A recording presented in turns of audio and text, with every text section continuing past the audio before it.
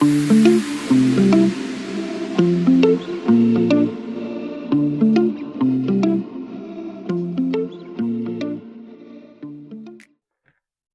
to Deep Anima, where we find inspiration anywhere, cultivate our creativity, and build our best life.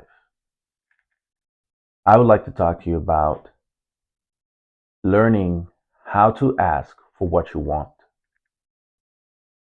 Many of us are swimming through time in our lives, working, trying to figure out what we want out of our lives, navigating and managing relationships, good ones, bad ones, spouses, boyfriends, girlfriends, children as they age in all their particular stages. Sometimes you have to adopt different modalities in order to be able to reconnect with your children.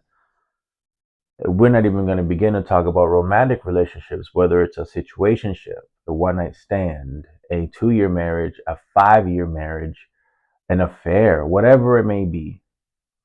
We sometimes don't really stop to consider if we're asking for what we want or if we're just expecting someone to give it to us.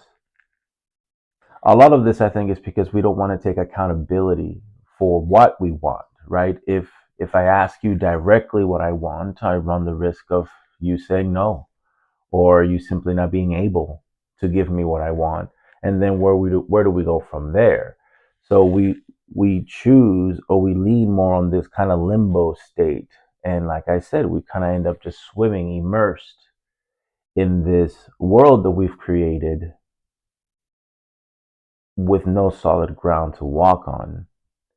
And this allows us to use the excuse of life and its waves as it comes in and comes out, and the tides, and it's not up to me. There's nothing I can do. These waves just keep crashing on me. And every so often there's some calm waters that come in, but we have to keep trotting. We have to keep swimming, because if not, we'll sink. So I invite you to look in the mirror. I invite you to take stock of the relationships in your life. And as you know, that's one of the four pillars of the Deep Anima framework for a better life, or for your best life. So you might not want to do it today, you might not want to do it next year, but it's something that you should have in your mind. It's very, very important for us to be brave and find solid ground that we can stand on.